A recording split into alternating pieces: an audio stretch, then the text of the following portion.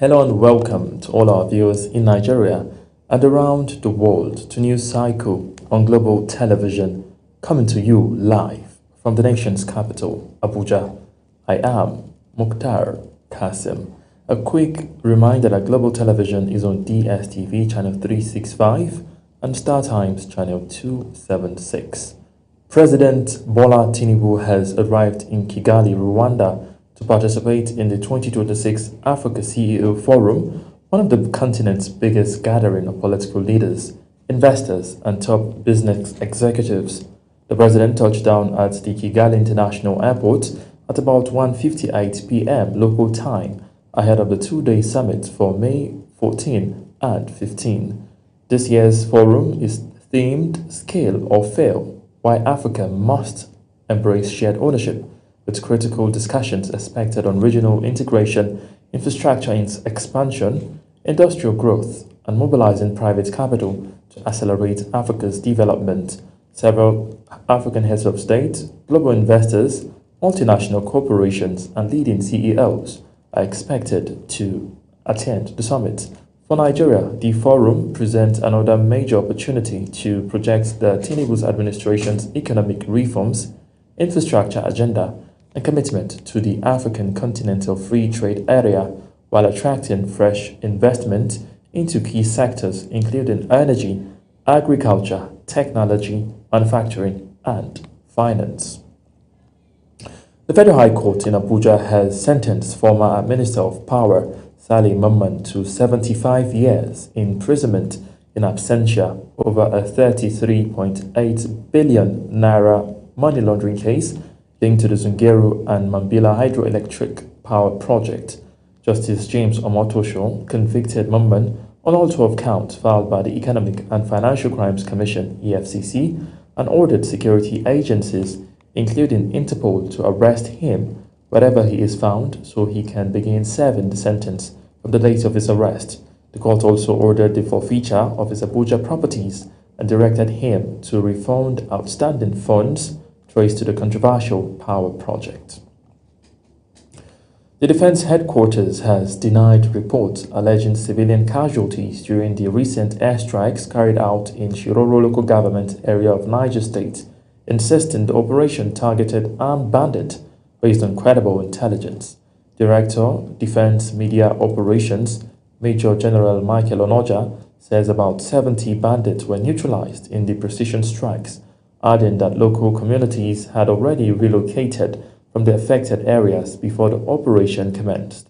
The military maintained that the strikes achieved their objectives and warned against spreading unverified claims capable of undermining ongoing security operations.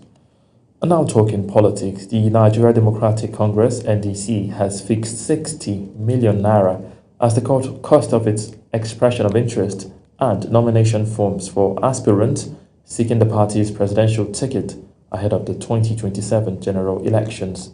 The party also released its primary elections timetable, announcing that the screening of aspirants will begin on May 19, while the presidential primary is scheduled for May 29 in Abuja. The party said female aspirants would pay half of the prescribed fees, while persons living with disabilities will enjoy a 75% concession across all categories. The Minister of Education, Tunji Alausa, says the federal government's decision to exempt colleges of education and non-technology-based education department is bound to yield results in the education sector. The minister stated this in a briefing in Abuja, and according to him, the reform is expected to double the number of admissions recorded 2 years ago and create wider opportunities for young Nigerians seeking tertiary education. He added that the exemptions are for the people going into the colleges of education and people going to monotechnics or polytechnics to study non-technology agriculture courses, and there is reason for that. Alausa also disclosed that the ministry is working on a comprehensive review and modernization of agricultural curricula across universities, polytechnics, and colleges of education. Meanwhile, the Nigerian Union of Teachers has opposed the federal government's decision to exempt candidates seeking admission into the Nigeria Certificate in Education program from writing the Unified Tertiary Matriculation Examination, warning that the move could further undermine standards in teachers' education. The union's national president, Audu Amba, made the position known in Abuja during a sensitization workshop for teachers organized by the 21st Century in collaboration with the Teachers Registration Council of Nigeria.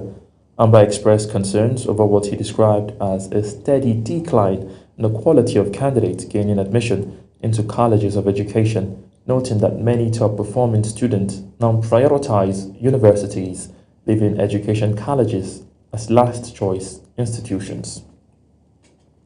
Still talking education, the National Business and Technical Examination Board has fixed May 24 and May 31 as deadlines for the ongoing registration for the National Common Entrance Examination and the May-June in school certificate examinations, respectively. The board's registrar, Aminu Mohammed, urged schools, parents, and candidates to complete registrations before the closing date, noting that the board has streamlined the process through the designated online portals. He added that schools are required to obtain registration slots through the state offices, while candidates for the entrance examination must secure PINs before completing their registration online. And former Kano State Deputy Governor and immediate past Minister of State for Housing and Urban Development, Abdullahi Tijani Gwarzo, has held a closed-door meeting with Vice President Kashim Shettima in Abuja. Former Kano State Governor Dr. Abdullahi Umar Ganduje and the member representing Bichi Federal Constituency in the House of Representatives, Abba Bichi, were also present at the meeting. The meeting focused on political development and affairs in Kano North ahead of the 2027 general elections.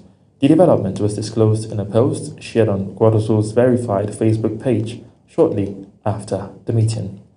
And now to Rivers State, where Governor Siminalayi Fubara has reaffirmed his membership of the All Progressive Congress (APC), dismissing social media reports suggesting otherwise as false and misleading. Speaking during the inspection of a reconstructed hospital project in Obio Akpo local government area, Fubara insisted he remains committed to the APC and its overall interest. The governor also said the remodeled facility was established to improve healthcare access for residents who previously depended largely on the distant University of Port Harcourt Teaching Hospital.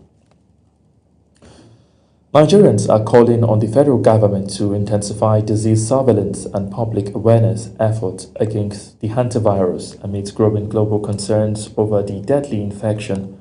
Residents who spoke with Global Television in Abuja stressed the need for early sensitization to prevent a repeat of the COVID-19 experience. Zara Unasir reports. Hantavirus is a group of rare but potentially fatal viruses transmitted to humans, primarily through contact with infected rodents, particularly their saliva, urine, or droppings. Health authorities in Nigeria have reassured citizens that the country remains free of hantavirus infections, despite recent international reports raising concerns about the disease. The Nigeria Center for Disease Control and Prevention says surveillance has been heightened nationwide, while health officials continue to monitor developments across affected countries. Medical experts describe hantavirus as a rare but dangerous viral disease transmitted mainly through contact with infected rodents, especially through their urine, droppings, or saliva. There's also fluid in the lungs, which can actually lead to respiratory failure. It's a fatal form of this virus. And then for that of the renal syndrome, we usually notice these same symptoms like that of flu, but specifically you discover that in those with hemorrhagic fever, there is reduced urine output, which is very, very important sign. And also there's also bleeding tendencies. Bleeding tendencies means that from different orifices, maybe from the nose, from the mouth, there could be bleeding. Maybe when somebody coughs, you could see that blood is coming out from the mouth. Sometimes just sneezing, blood can come out from the nose. Some residents say Public awareness on the virus remains low, urging government agencies to embark on aggressive sensitization campaigns across communities, schools and border entry points. I can't really say. I have just few knowledge about it. The knowledge I have is I know the antivirus is existing now. It's something that they just announced and it's not yet in Nigeria. There's no any casualties in Nigeria presently, but I know it's in I think UK and the Asian countries, but not yet in Nigeria. My own take on this is for federal government to do more in creating awareness. They need to do more. They need to let people understand this disease is just like COVID. Before it gets to the stage whereby they can no longer control it. So they need to create more awareness, marketplaces, offices, among other places.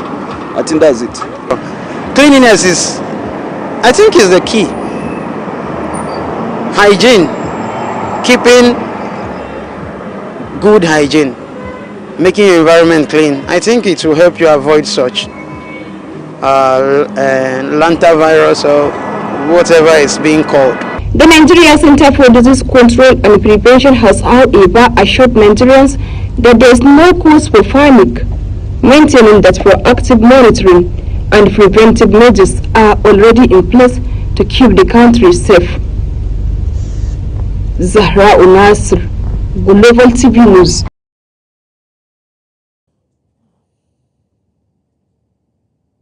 Plateau State government has declared what is described as a state of war against terrorists and enemies of the state, following a series of coordinated attacks recorded across parts of the state over the past 4 months. The declaration was made after an emergency meeting of the State Security Council convened by Governor Caleb Mutfwang at the Rayfield Government House in Jos. Addressing journalists after the session, the Secretary to the State Government, Samuel Jatto, said the Council extensively reviewed the worsening security situation and adopted several measures aimed at protecting lives and properties. You're watching the live broadcast of News Cycle. News Cycle continues after this weather forecast plus business, foreign and sports stories. On the other side of this break, please stay with us. Hello, glad to have you with us. There were reports of moderate to heavy rainfall from parts of Bayelsa, Akwa Ibom, and Cross River as at Tuesday, where most of the rain clouds were concentrated. We did have a few dark rain clouds about other areas like the Federal Capital Territory, but nothing much came out of it. A reflection of the present tussle we have within our atmosphere. As we get into Wednesday, we have chances of rains over a wider area with prospects of thunderstorms expected about the southeast, the southwest, the central states up to parts of Adamawa, Gombe, Bauchi, the southernmost tip of Kano, Kaduna, and Kebbi. Varying degrees of thunderstorms. They are all expected to be heralded by strong winds, which could be harmful. So you may want to take care and stay safe. See you again.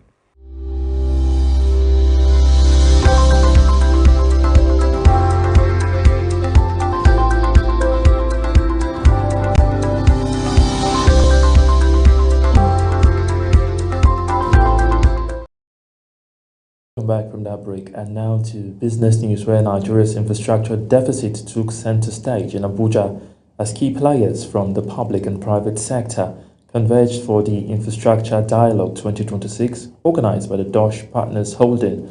The high-level gathering held at the Shehu Musa Yar'Adua Center brought together policy makers, investors, financial experts and business leaders to chart a path towards sustainable infrastructure and financing economic transformation. Saadatu Garba reports. The Infrastructure Dialogue 2026 forms part of an annual engagement designed to tackle Nigeria's widening infrastructure gap through innovative financing models, strategic public-private partnerships, and stronger capital market participation.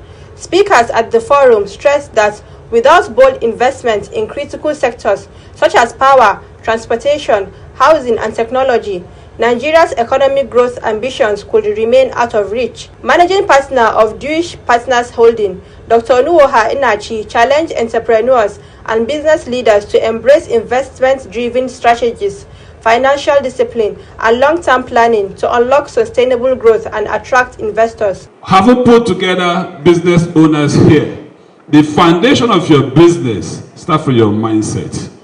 Your business is not the stock you put together because of the capital you have. It is not what makes up your business.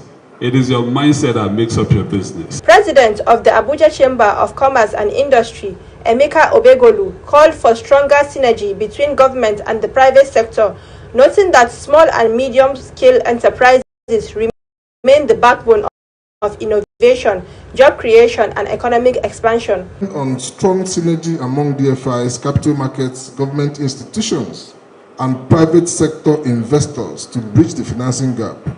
We must therefore move beyond diagnosis to delivery by attracting private investment through blended finance PPPs, project bonds, and infrastructure funds. Founder of the Silverbird Group, Ben Mori Bruce, urged young entrepreneurs to remain resilient in the face of challenges, stressing that vision, discipline, and persistence remains key ingredients for success in today's competitive economy. People say to me, how do you become a successful concert promoter? Well, to be a successful concert promoter, you need one thing, your ear. You need your... I'm going to do my best. But in the 20 shows I did, I lost money only once. I was pretty good with my ear, and I did everything right, and it was tough, but I did it. Stakeholders also highlighted the critical role of development finance institutions in de-risking major projects, mobilizing capital, and driving large-scale national development. The dialogue is expected to produce far-reaching policy recommendations aimed at strengthening Nigeria's infrastructure financing framework and accelerating sustainable economic growth. Saadatu Garba, Global TV News. Oil sector, where Nigeria has again failed to meet its 1.5 million barrels per day crude oil production quota approved by the Organization of Petroleum Exporting Countries (OPEC), despite slight improvements recorded in April 2026. Data released by the Nigerian Upstream Petroleum Regulatory Commission showed average crude production stood at about 1.4 million barrels per day, while total production including condensate averaged 1.6 million barrels daily. The country's oil output has continued to struggle due to crude theft, pipeline vandalism, aging infrastructure, and underinvestment in the upstream sector.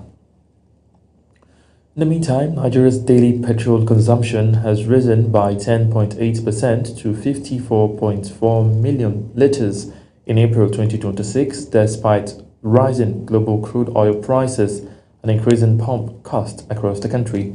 Data from the Nigerian Midstream and Downstream Petroleum Regulatory Authority showed the increase came as average petrol price climbed to about 1,370 naira per litre following disruptions triggered by the Middle East crisis and effective closure of the Strait of Hormuz. The report also revealed that combined petrol supply from imports and the Dangote refinery rose to 44.4 million litres per day during the period. And now to news making rounds on the foreign scene. The United Nations High Commissioner for Human Rights has called for an independent investigation into separate airstrikes carried out by the Nigerian and Chadian forces in northern Nigeria that reportedly killed dozens of civilians.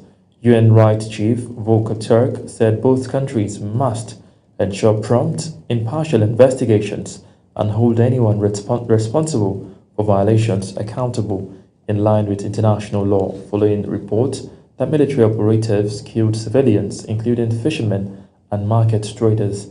He also urged both militaries to take all necessary precautions to protect civilians during operations against Boko Haram and other armed groups in the region. United States President Donald Trump has arrived in Beijing for a high-level summit with China leader Xi Jinping aimed at easing tensions between both world's largest economies. The talks are expected to focus on trade, artificial intelligence, Taiwan, and the ongoing Middle East crisis, with major business leaders including NVIDIA CEO Jensen Huang and Tesla boss Elon Musk also joining the visit. Chinese authorities say they are ready to expand cooperation and manage differences with Washington as both leaders prepare for formal talks and a state banquet in Beijing. Now, a member of the United Kingdom government, Alex Davis-Jones, has resigned from her position as Minister for Victims and Tackling Violence Against Women and Girls. The lawmakers also cited the need for bold, radical action following the Labour Party's recent electoral setback across the country. In a resignation letter addressed to Prime Minister Keir Starmer, Davis-Jones described her time in government as the honour of her life.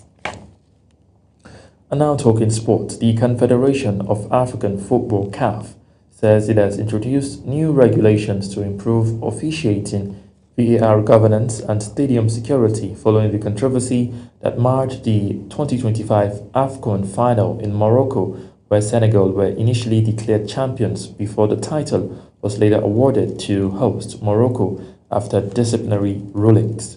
CAF President Patrice Motsepe admitted there were deficiencies in match management and refereeing, while insisting the body is working to strengthen fairness and integrity standard across African football. The Senegal Football Federation has described the decision as a robbery and has taken the matter to the Court of Arbitration for Sport, as CAF says it will respect the final ruling.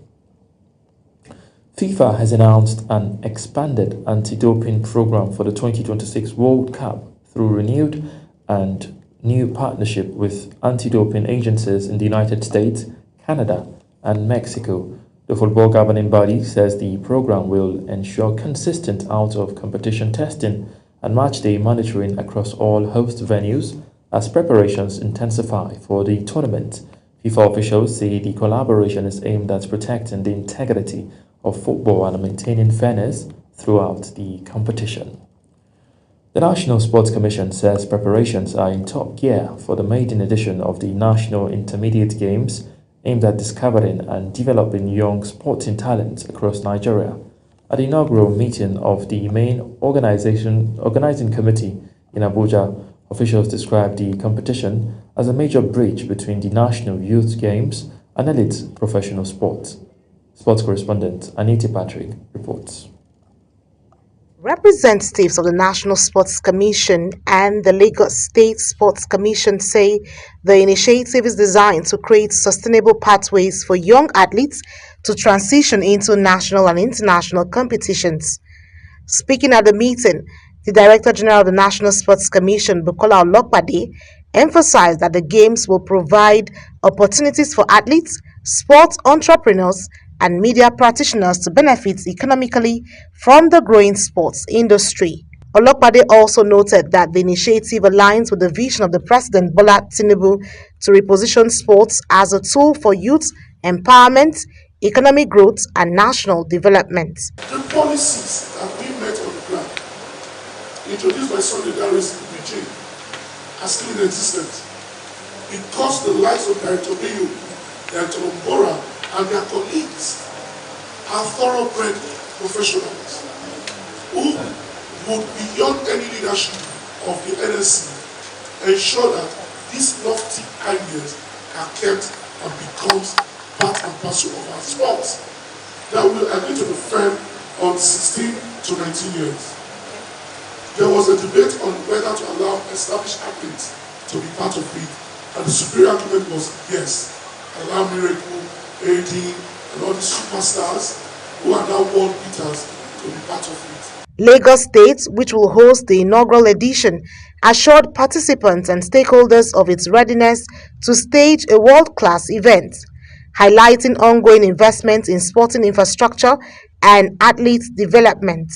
Director General Lagos State Sports Commission, Lekan Fatodu, said the Games will feature athletes between the ages of 16 and 19, including emerging stars discovered through previous youth competitions. And this is actually another legacy project in the likes of some of the projects that we have seen in our sporting calendar.